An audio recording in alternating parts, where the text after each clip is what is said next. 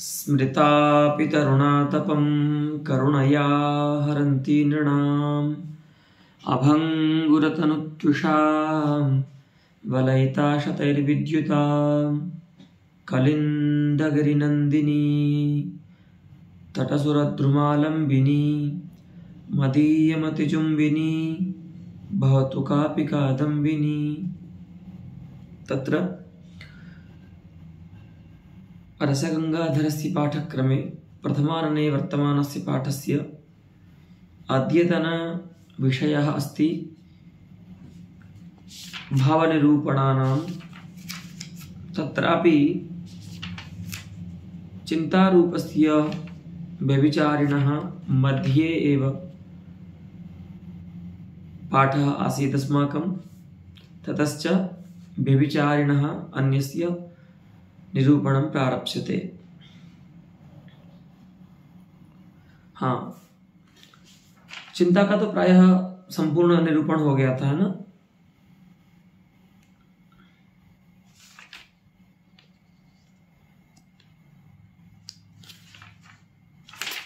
अस्तु, मदरूप व्यभिचारिणः अद्यतनपाठविषयः प्रसङ्गः अस्ति।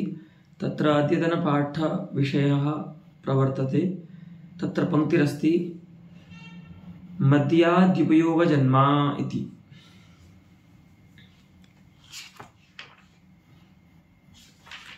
मद्याद्युपयोगजन्मा उल्लासाख्यः शयनहसितादिहेतुश्चित्तवृत्तिविशेषो मदः। ऐसी चित्तवृत्ति को मद कहते हैं जिसका अपर नाम है उल्लास। सुनने में उल्लास बड़ा अच्छा लगता है, लेकिन काव्य नाटक में जो ये जो मद नाम का व्यभिचारी भाव है, संचारी है, उसका अपर नाम है उल्लास। ठीक है, ये कैसे होता है, इसका विभाव क्या है, तो कहते हैं मद्याद्युपयोगः। मदिरादि जो मादक पदार्थ हैं उनके उपयोग से जिसका जन्म होता है,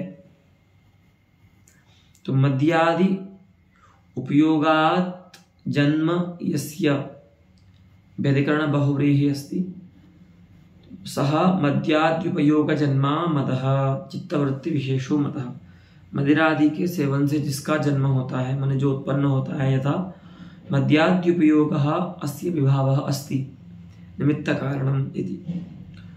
उल्लास इसका द्वितीय नाम है। अब इसका अनुभाव क्या है, किसी काव्य पुरुष में या काव्य स्त्री में मद भाव है, ऐसा ज्ञान कैसे होगा, तो कहते हैं शयन हसितादि हेतु। या तो वो शयन करेगा अनवसर पर, या हसितादि करेगा। आदि पद से यहाँ पर रोदन भी होता है। ठीक है, तो अनवसर पर जो शयन हसितादि को उत्पन्न करे उसको कहते हैं मद। ठीक है, तो शयन हसितादि हेतुश्चित्तवृत्ति विशेषो मदः। ठीक है, तो अत्रापि प्राचीनानां सम्मतिं दर्शयितुम् इदं लिखति यदाहुः। प्राचीनाचार्य इस विषय में क्या बोलते हैं, सम्मोह आनंद संदोहो मदो मद्योपयोगजः। मद्य के उपयोग से जो उत्पन्न होता है, ऐसे आनंद संदोह को मद कहते हैं। आनंद के समूह को मद कहते हैं, जो सम्मोहानंद होता है। ठीक है, तो सम्मोहानंद माने दोनों द्वंद्व समास है यहाँ पर, सम्मोहश्च आनंदश्च, है ना। सम्मोहानंदौ तयोः सम्मोहः अर्थात मिश्री भाव। सम्मोह और आनंद का जो मिश्री भाव है, माने जहां पर कर्तव्य बोध का भी नाश हो जाता है और अच्छा भी लगता है। तो ऐसा बोलते हैं मद्यपान आदि जो जन करते हैं कि इसमें आनंद भी आता है, जिस कर्तव्य बोध का नाश होता है, ये तो एक बात, यानी मोह उत्पन्न होता है, सम्मोह होता है, ये तो एक बात, लेकिन उसमें भी एक आनंद आता है। तो जहां पर सम्मोह और आनंद का मिश्रण हो, ऐसे चित्तवृत्ति को, और जो चित्तवृत्ति मदिरा के सेवन से उत्पन्न होती है उसको मद कहते हैं। प्राचीन आचार्यों का भी ऐसा ही मत है। तत्र उत्तमे पुरुषे स्वापोनुभावः। ये बोलते हैं कि देखिए यहां पर आपको प्रति व्यक्ति अनुभाव का भेद करना होगा। सभी काव्य पात्रों में एक प्रकार का अनुभव नहीं, माने सभी प्रकार का अनुभव नहीं देखा जा सकता। तो कहते हैं वो प्रकृति भेद से भिन्न भिन्न होते हैं मद के अनुभाव। मदस्य कार्याणि प्रति व्यक्ति भिन्नानि भवन्ति। मदस्य अनुभावाः प्रतिपात्रम भिन्नाः जायन्ते यथा। तो कहते हैं स्वाप जो है ना, तो ये बड़ा अच्छा बात है कि जो व्यक्ति सज्जन व्यक्ति होता है ना, वो क्या करता है, मदिरा पी करके सो जाता है। तो कई बार आप सुनते भी होंगे ना कि देखो वो कितना अच्छा व्यक्ति है, पीता है लेकिन किसी से कलेश नहीं करता, पी करके सो जाता है सीधा। तो वही कह रहे हैं तत्र उत्तमे पुरुषे स्वापोनुभावः। मद का जो, मद नामक चित्तवृत्ति का जो अनुभाव है ना, स्वाप शयन, वो उत्तम पुरुष में होता है। उत्तम पुरुष जो होता है वह मदिरादि सेवन से उत्पन्न मद का, माने मद से कभी ऐसा कोई कार्य नहीं करता है जिससे उसकी छवि नष्ट हो। वो क्या करता है, सो जाता है, शयन करता है। ठीक है। तत्र उत्तमे पुरुषे स्वापोनुभावः मध्यमे हसित गाने। मध्यम जो व्यक्ति होता है वो थोड़ा हंसता है, गाना गाने लगता है असमय पर। तो ये देखो यहाँ पर ये भी बता रहे हैं ना, काव्य शास्त्र बड़ा अच्छा विषय है। मतलब एकदम लोक में जो होता है वो उसमें बताते हैं कि यही आप लोक में देखते हैं कि जो मध्य कोटि के जन हैं वो क्या करते हैं, मदिरा पी करके सोएंगे तो नहीं, लेकिन हाँ उत्तम सोता तो उत्तम व्यक्ति है मदिरा पी करके, लेकिन वो क्या करेंगे, अपशब्द भी नहीं बोलेंगे। हंसना, गाना, मजाक करना, ये सब करते हैं जो मध्यम पुरुष होते हैं। तो मध्यमे पुरुषे हसित गाने अनुभावो मदस्य। ठीक है। नीचे तो रोदन पुरुषोक्त्यादि है ना। और जो नीच पुरुष होता है उसमें तो क्या होता है, रोएगा, वो गाली गलौज करेगा किसी से, है ना, अपशब्द कहेगा।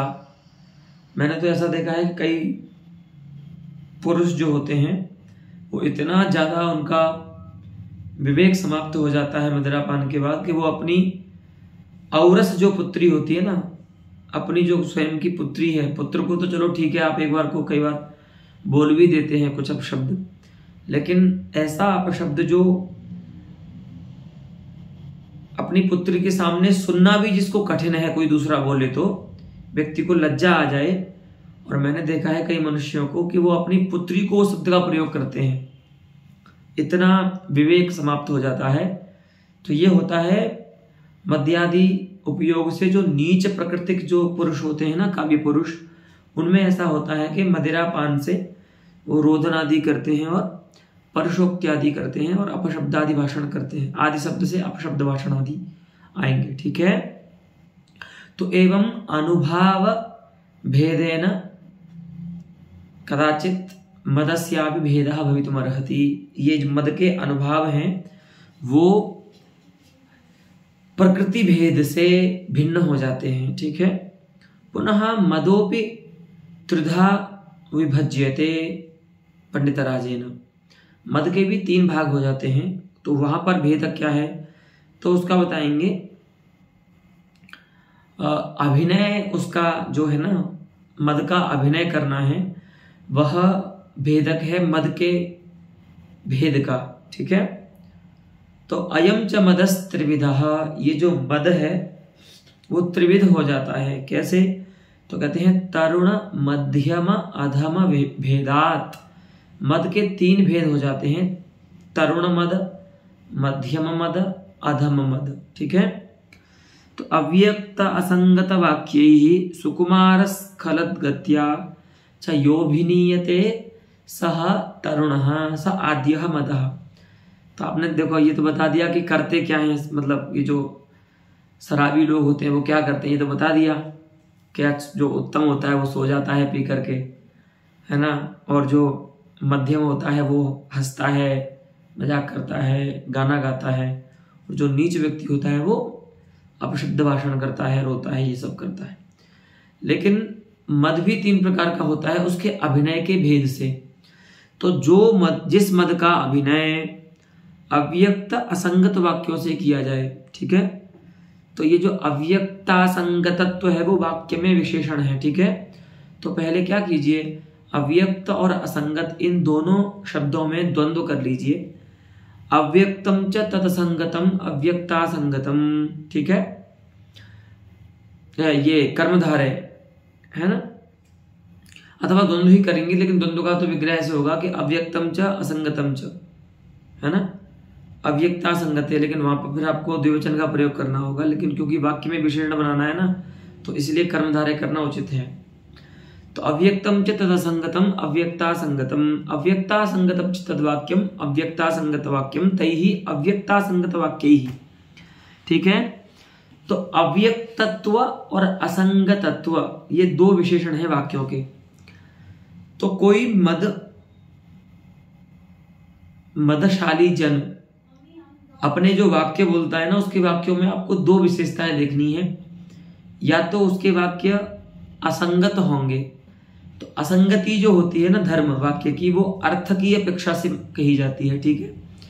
माने उस व्यक्ति के वाक्य असंबद्धार्थ होते हैं। कैसे होते हैं? असंबद्धार्थ, उनका परस्पर में कोई अर्थ में संबंध नहीं होता। वो आपने देखा होगा ना, एक वीडियो बहुत चल रहा था अभी, मीम जिसको बोलते हैं ये वीडियो, उसमें एक व्यक्ति पूरा रंग में रंगा हुआ होता है और किसी को होली विश कर रहा होता है और बोलता है आपको होली की शुभकामना, आओ साथ में दिए जलाते हैं, आज मेरी बहन मुझको राखी बांधने आ रही है।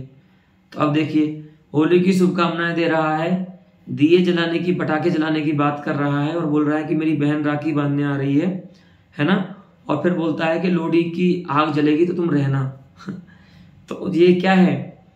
असंबद्धत माने असंगति इसी को बोलते हैं वाक्यों की, कि जहां पर वाक्य ऐसे निकल तो मुंह से स्पष्ट रहे हैं लेकिन अर्थ की दृष्टि से उनका कोई संबंध नहीं है। तो असंबद्धत्वं वाक्यानाम एवं असंगतत्वम अस्ति, अर्थ दृष्टिया तेषाम अनन्वयः वाक्यानाम असंगतिरस्ति, है ना। अर्थ की दृष्टि से वाक्यों के संबंध का न बनना ही असंगति है। और अव्यक्त तत्व क्या है? तो अव्यक्त तत्व आप समझते ही हो, बहुत व्यक्ति जब पी लेता है ना तो बोल नहीं पाता। किमिदं विवक्षति, अयम किम विवक्षति इत्येव वक्तुम नाम ज्ञातुम न शक्नोति श्रोता, है ना। उसके वाक्यों में असंबद्धता तो नहीं है लेकिन अस्पष्टता है, माने अक्षर जो है ना अच्छे से मुंह से निकल नहीं रहे हैं क्योंकि जीभ चिपक रही है उसकी नशे की वजह से। तो वाक्य कैसे होते हैं? जहां पर असंबद्ध असंगत और अव्यक्त वाक्यों के द्वारा और सुकुमार स्खलत गत्या, है ना, गिरती हुई गति का जहां पर अभिनय किया जाए, ठीक है। ऐसे माने एक तो मृदुल हो गति, देखो सुकुमारत्व भी है उस गति में, लेकिन स्खलित गति होती है ना जहां पर, तो सुकुमार और स्खलित गति से जहां पर अभिनय किया जाए, तो ऐसा मद जिसका अभिनय एक तो अव्यक्त और असंबद्ध वाक्यों से किया जाए, माने कोई व्यक्ति असंबद्ध वाक्य भी बोल रहा है और अस्पष्ट भी बोल रहा है, और जब चल रहा है तो उसकी जो गति है वो बहुत स्खलित गति है, बार बार गिर रहा है। तो ऐसे जिस मद का अभिनय किया जाता है वह मद तरुण मद कहलाता है। अस्तु, एवं भूतेन अभिनयेन व्यक्ति क्रियमाणः मदः तरुणः उच्यते, ठीक है। द्वितीय जो मध्यम मद है उसका अभिनय कैसा होगा? तो भुजाक्षेप स्खलित घूर्णितादिभिः, इसमें व्यक्ति बोल तो ठीक रहा है, उसके वाक्य जो है वो तो सही निकल रहे हैं, असंबद्धार्थ भी नहीं है वाक्य और अव्यक्ताक्षर भी नहीं है वाक्य, लेकिन हाथ फेंक रहा है बहुत तेज तेज और थोड़ा झूम रहा है। अब यहाँ पर स्खलित का मतलब ये नहीं कि गिरी जा रहा है, तो स्खलित घूर्णित आदि भी, घूर्णन माने घूमना, गिर नहीं रहा है लेकिन हाँ ये तो एकदम ऐसे वर्णन कर रहे हैं जैसे कि बिल्कुल इन्होंने पास से देखा है पंडित राज ने, है ना, शराबियों को। तो व्यक्ति जब कम पीता है तो थोड़ा बहुत घूमता है, उसके पैर हवा में इधर उधर घूमते हैं। आप कभी देखना गांव में, या कभी आपको देखने को मिलेंगे ऐसे लोग, बहुत शहर में भी बहुत मिलते हैं देखने को। तो लेकिन जो एकदम अधिक पी लेगा वो तो बोल भी नहीं पाएगा और चल भी नहीं पाएगा, गिरेगा बार बार। लेकिन जो थोड़ा कम पीता है उससे, माने मीडियम जो पीता है, उसके पैर वो थोड़ा घूमेगा, लेकिन आवाज उसकी सही निकलेगी। हाँ, तो भुजाक्षेप स्खलित स्खलित घूर्णितादिभिः अभिनीयमानो मदः मध्यमः। जहां पर भुजाक्षेप हो माने हाथों को जो इधर उधर फेंकता है मद के अभिनय करने में नायक, और स्खलित थोड़ा बहुत उसके पैर लड़खड़ाते हैं लेकिन घूमता है, जो उसका सर घूमता है, वो उस प्रकार के क्रियाओं से जिसका अभिनय किया जाए, उस प्रकार की चेष्टाओं से जिसका अभिनय किया जाए, वह मदः मध्यमः अस्ति। और गतिभंग स्मृतिनाश हिक्का सर्दियादिभिरधमः। ठीक है, छर्दियादिभिरधमः। अब जो व्यक्ति थोड़ा बहुत पीता है, जो सबसे कम पी रहा है इनमें से, माने जिसको सबसे कम नशा है, सबसे कम मद है, वो क्या करता है, उसकी गति में भंग होगा। माने एकदम वो गिरेगा तो नहीं, लेकिन जो सहज गति होती है ना, वो सहज गति उसकी नहीं होगी, थोड़ा बहुत उसकी गति में भंग होगा। कि अगर आप उसको बहुत देर तक फॉलो करें ना उस व्यक्ति को, तो आप देखेंगे कि उसका कोई कदम जो है वो थोड़ा इधर उधर गिर रहा है। ठीक है, यानी वो उसने 20 स्टेप अगर लिए तो उसके दो जो स्टेप हैं, दो चरण विन्यास जो है वो थोड़े से विकृत होंगे। ऐसे मैंने स्तोक गति भंग होगा उसमें, और स्मृति नाश होगा, उसका भूल जाएगा कुछ बोल करके, जिसको थोड़ा है नशा, है ना। हिक्का माने जिसको हिंदी में हम लोग बोलते हैं ना, हिचकी आना, कोई याद कर रहा है, ऐसे उसको हिक्का होगी। और छर्दियादिभिः अधमः। ठीक है, छर्दियादि माने वमन जो कर देता है। ठीक है, तो वमन आदि के द्वारा, स्मृतिनाश हिक्का आदि के द्वारा, गतिभंग के द्वारा जिस मद का अभिनय किया जाए, सह मदः अधमो मद उच्यते। अस्तु, तत्र उदाहरणं दर्शयति पंडितराजः मदस्य व्यज्यमानस्य व्यभिचारिणः। मधुरतरं स्मयमानः स्वस्मिन्नेवालपं शनैः कोकनदयंस्त्रिलोकीम् आलम्बन शून्यमीक्षते क्षीबः। अब देखो यहाँ पर ये जो मद है ना, ये अनुभव से ऐसा लग रहा है कि मध्यम जो प्राकृतिक पुरुष है ना उसका है, क्योंकि ये सोया भी नहीं है और किसी को कुछ अपशब्द भी नहीं कह रहा है। ठीक है, अपने से ही बात कर रहा है बेचारा। तो ये भी होता है, व्यक्ति जब पी लेता है तो अपने से ही बातें करता है। ठीक है, तो क्या कर रहा है, मधुरतरम स्मयमानः, बड़ी मंद मंद मुस्कान देते हुए, स्वस्मिन्नेव आलपन शनैः, धीरे धीरे खुद से ही बात करता हुआ, शनैः स्वस्मिन्नेव आलपन, है ना, हल्की हल्की मुस्कान के साथ अपने आप से जो बात कर रहा है, किमपि, अब वो बात क्या कर रहा है ये नहीं पता, लेकिन किमपि, है ना।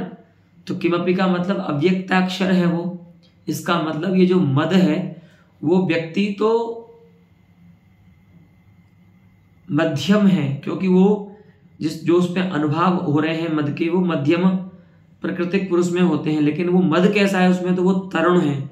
क्यों तरुण है, क्योंकि तरुण मद का ये लक्षण है कि उसमें जो वचन होते हैं ना मदशाली जन के, उनमें अव्यक्ताक्षरत्व और असंबद्धार्थकत्व आता है।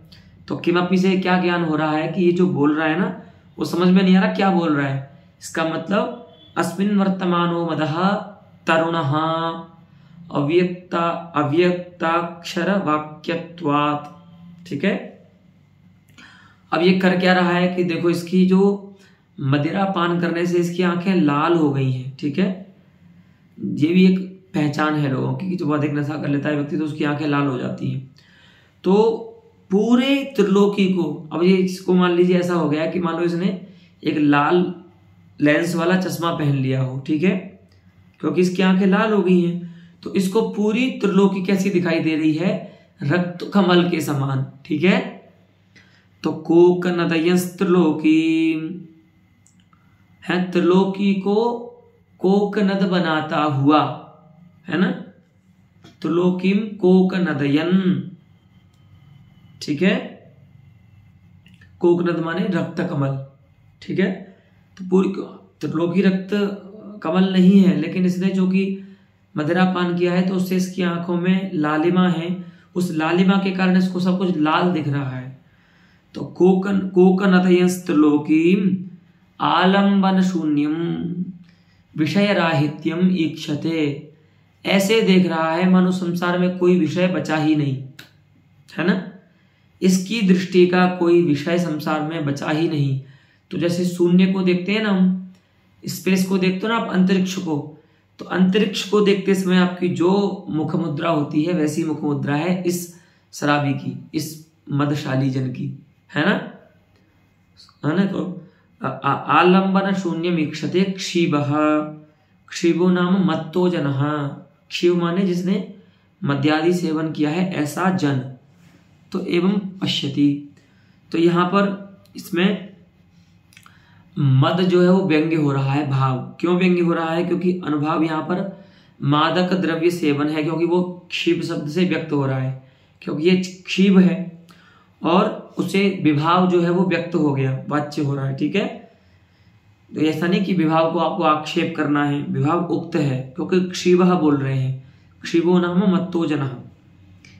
और तो मादक द्रव्य सेवनम विभावः, अब अनुभाव क्या है, तो कहते हैं अव्यक्त आलापाद्य अनुभावः, अव्यक्त आलापादि जो है वो अनुभाव है, कार्य है मद का। तो एवं विभावानुभावाभ्याम अत्र अस्मिन् क्षीबे मदरूपः व्यभिचारी व्यज्यमानो भवति। अस्तु, अब यहां पर कोई शंका करता है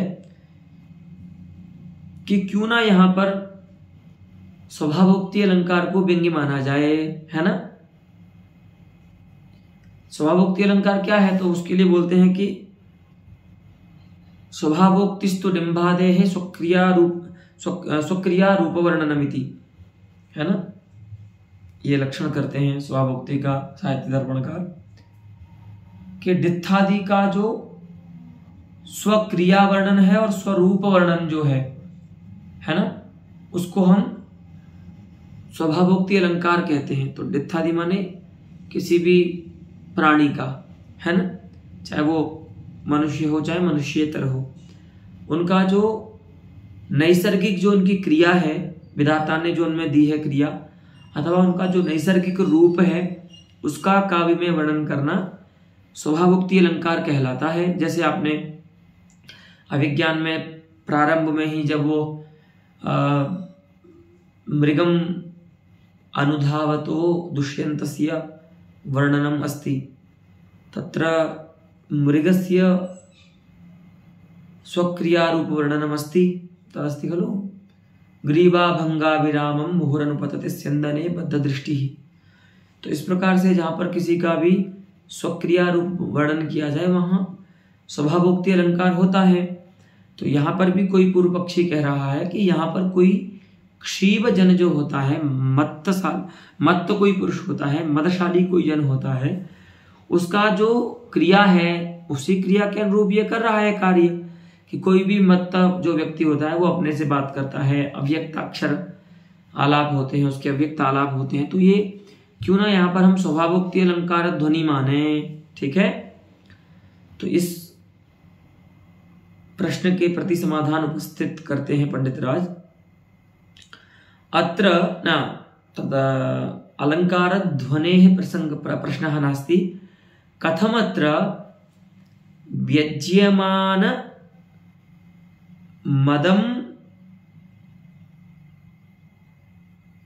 मदस्य अपेक्षया व्यज्यमानस्य मदस्य अपेक्षया वाच्यभूतस्य स्वभावोक्त्यलंकारस्य न प्राधान्यमिति प्रश्नः। ये स्वभावोक्ति अलंकार ध्वनि का प्रश्न नहीं है, ये प्रश्न है कि क्यों यहां पर व्यंग्यभूत मद भाव की अपेक्षा वाच्य जो स्वभावोक्ति अलंकार है उसकी प्रधानता क्यों न मानी जाए। इति प्रश्नं समाधित्सुः पंडितराजः ब्रूते।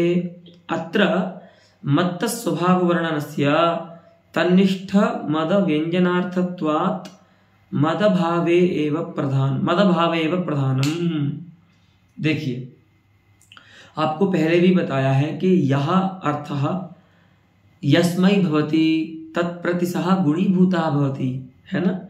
तो यहाँ पर मत्त स्वभाव का जो वर्णन किया गया है ना, ये किसी व्यक्ति जो मत्त है उसके स्वभाव का जो वर्णन किया गया है वो तन्निष्ठ मद की व्यंजना अच्छे से होवे उसके लिए किया गया है।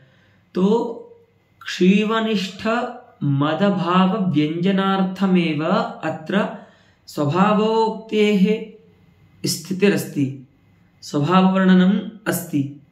तो अत्र स्वभाव वर्णनम अस्ति अंगम तन्निष्ठो मदः अस्ति प्रधानम।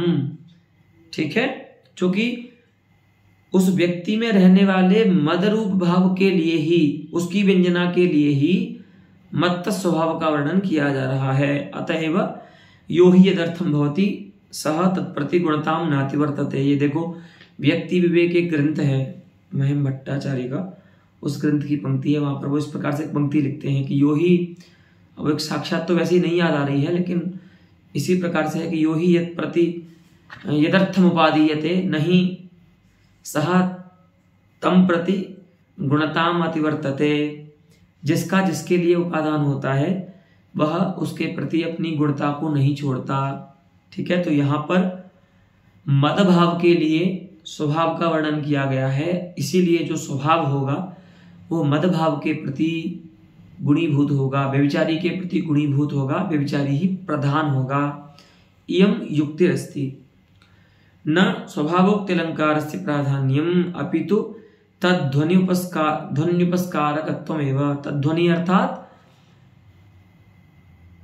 मद रूप भाव ध्वन्युपस्कारकत्वमेव कस्य स्वभावोक्त अलंकारस्य तन्नाम स्वभावोक्त अलंकारोत्र मद रूप भाव ध्वन्युपस्कारकः। ठीक है, स्वभावोक्त अलंकार जो है वो प्रकृति स्थल में मद रूप भाव ध्वनि का ही उपकारक है। एवं मतलब मीमांसितम पंडितराजेण। अब यहां बात आती है कि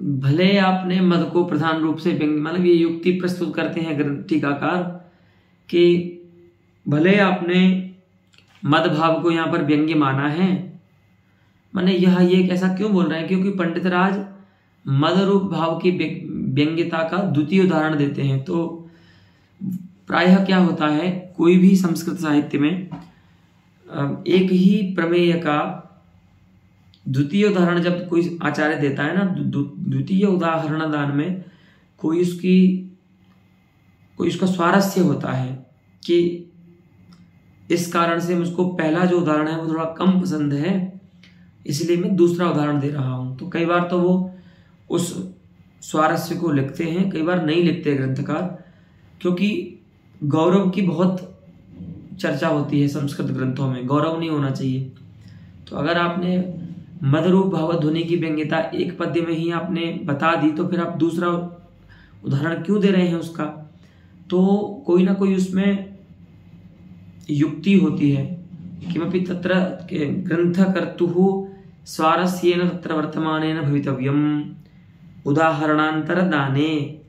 तो यहाँ पर टीकाकार ऐसा बोलते हैं कि यद्यपि यहाँ पर पंडितराज ने मदरूप व्यभिचारी को व्यंग्य माना इस श्लोक में, लेकिन फिर भी जो क्षीव पद है वहां पर वो मद भले ही शक्यतावच्छेदकतया वाच्य हुआ, लेकिन वाच्य तो हो ही गया ना। क्षीव माने मदशाली जन, है ना, या जो मत्त जन है ना, मदवान जो व्यक्ति है। तो वहां पर मदवान में भले ही क्षीव शब्द की जो शक्ति है वो मदवान जन में है, मदवती जने शक्तिरस्ति, तत्रापि शक्यतावच्छेदकस्तु प्रकारस्तु अस्त्येव खलु मदः, तो वहां पर प्रकार रूप में तो मद रह ही रहा है ना। तो अब ये क्या बोल के आ रहे हैं पंडित राज, आपको याद हो तो उत्तमोत्तम काव्य के उदाहरण में इन्होंने बोला था शयिता सविधेप्यनीश्वरा, इस श्लोक के मीमांसा जब कर रहे थे वृत्तिशास्त्र में कि कथमपि वाच्यवर्त्यनालंगितस्यैव अर्थस्य व्यंग्यत्वं चमत्कारजनकं भवति। वही व्यंग्य अर्थ चमत्कारी होता है जो किसी भी रूप में वाच्य नहीं हुआ हो। कथमपि वाच्यवृत्ति से अनालिंगित माने कथमपि जो अर्थवाच्य नहीं हुआ है वही अगर व्यंग्य होगा तो चमत्कारी होगा। लेकिन यहां पर आप जिस व्यभिचारी को व्यंग्य मान रहे हैं मदरूप व्यभिचारी, सतु मदरूपः व्यभिचारी क्षीवयति पद शक्यतावच्छेदकतया वाच्य एवं, वहां पर तो विशेषण के रूप में मद जो है वो वाच्य हो ही गया है। तो फिर आप ये कैसे कह सकते हैं कि यहां पर जो व्यज्यमान मद है वो कथमपि वाच्यवृत्ति से अनालिंगित है, वो तो वाच्यवृत्त्यालिंगित ही हो गया है। तो इस प्रकार की अरुचि को मन में रख के पंडित राज दूसरा उदाहरण देते हैं मदरूप व्यभिचारी की व्यज्यमानता का। अस्तु इदं वा पुनः उदाहरणम्, अस्मिन् उदाहरणे कश्चित् मत्तो जनः स्वप्रेयसीं ब्रूते। अस्तु मधुरसान् मधुरं हितवाधरं तरुणिमद्वदने विनिवेशय मम गृहाण करेण कराम्बुजं पपपतामि हा बभूतले। है ना, बताया था ना अव्यक्ताक्षर वाक्य होते हैं। तरुण जो मद होता है उसमें अव्यक्ताक्षर होते हैं। तो यहां पर भी देखिए पपपतामि हा बभूतले, है ना, गिर रहा हूं को बोलने कैसे बोल रहा है, एकदम इसको बोलते हैं हकलाना बोलते हैं इसको हिंदी में, है ना। तो क्या बोलता है वो अपनी प्रियतमा से कि मधुर रस से भी तेरे जो अधर है ना वो मधुर रस से भी मधुर है, और ऐसे मधुर रस से भी मधुर जो तेरा अधर है उसको मेरे वदन में तू प्रवेश करा, अर्थात चुम्बनेच्छया तथा ब्रूते मद वदने मन मुखे विनिवेशय प्रवेशय किम अधरम प्रवेश। और हे तरुणी, ये संबोधन पद है। और क्या कर, मम गृहाण, दो विधि है। एक तो पहली विधि बता दी विनिवेशय अधरम मम मुखे विनिवेशय, और दूसरी विधि कह रहा है मम गृहाण, ये जो मेरा हाथ है ना,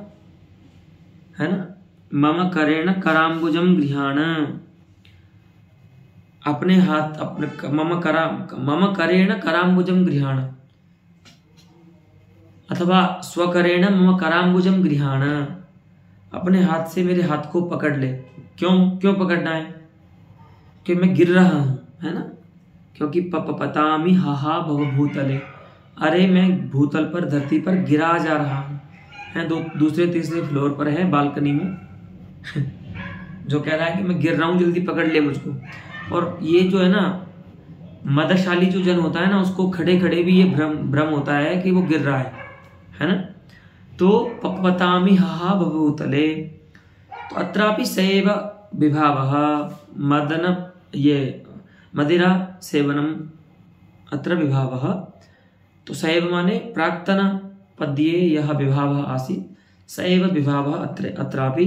तो मादक द्रव्य सेवनम विभावः अधिक वर्णोच्चारणादि अनुभावः।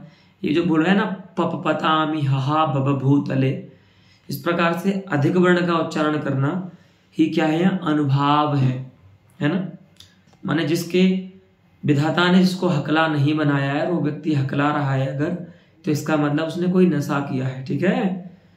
और पूर्वार्धगता ग्राम्योक्ति ही, और ये कैसी बात है भाई, कितनी अश्लील बात है ये, कितनी ग्राम्योक्ति है कि त्वम स्व अधरम मम मुखे प्रवेशय। ऐसे कौन प्रस्ताव देता है रति के लिए अपने नायिका को, तो ये तो ग्राम्योक्ति है। असभ्य जो नायक होगा वही ऐसे बोल सकता है। है ना। तो पूर्वार्धगता ग्राम्योक्ति, तो पहले में क्या है, ग्राम्योक्ति है, और उत्तरार्धे तु तरुणी करे अंबुजोपमेयतया निरूपणीय। और उत्तरार्ध में क्या है कि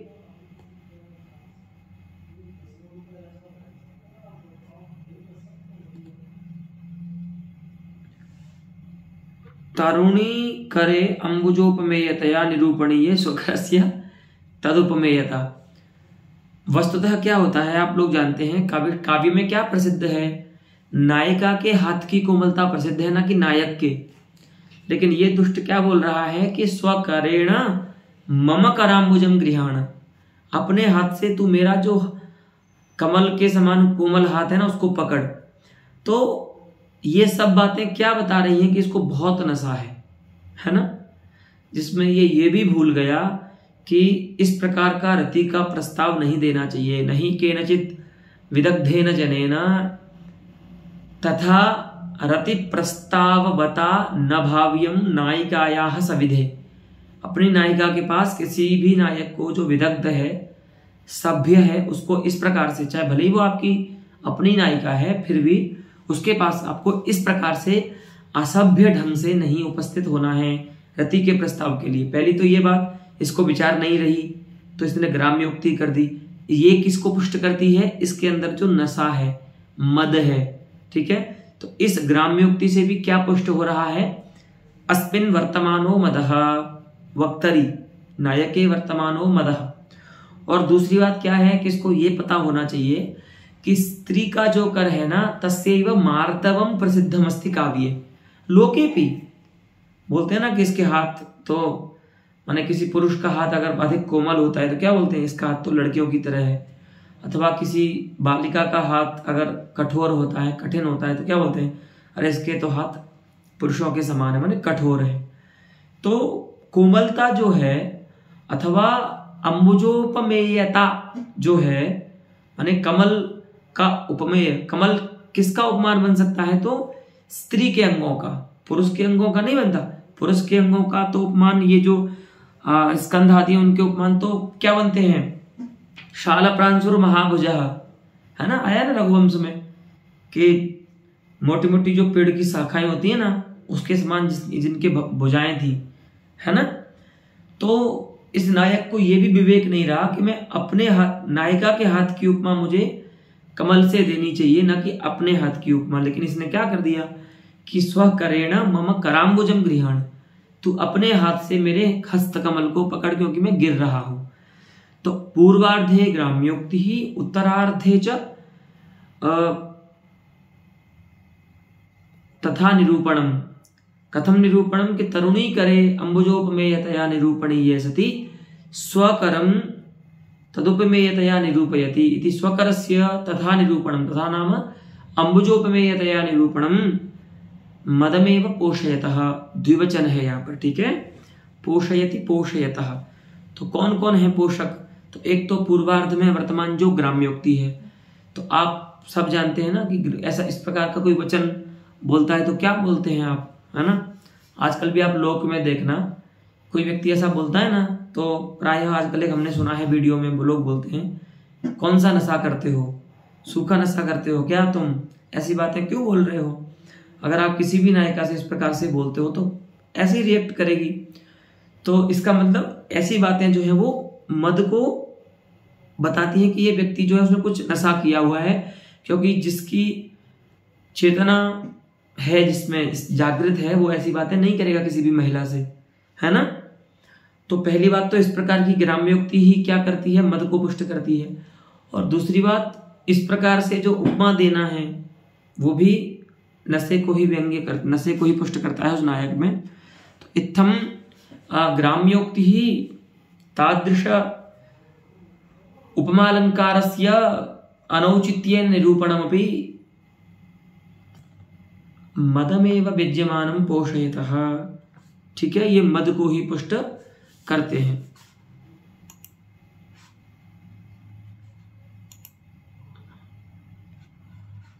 अस्तु, अत्रैव अद्यतनपाठस्य समाप्तिर्भवतु। मया क्वचित् उपस्थातव्यमस्ति कार्यान्तरेण, अतः एतावता अलं पाठेन पुनः अस्मिन्नेव विषये आगामि पाठः प्रवर्तिष्यते।